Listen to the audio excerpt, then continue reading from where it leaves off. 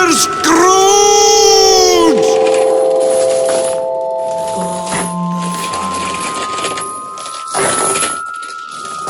Scrooge! Ebenezer Scrooge! Κάθε άνθρωπος πρέπει να λύγει την ψυχή του στους συνανθρώπους του όσο ζει, να κοινωνεί μαζί τους τη ζωή, να συμπορεύεται. Καλά Χριστούγεννα. Εσύ το καλό πια καλά Χριστούγεννα. Είναι καλά Χριστούγεννα. Αρνείται να τα κάνει αυτά στη ζωή του. Καταδικάζεται να τα κάνει μετά θάνατο.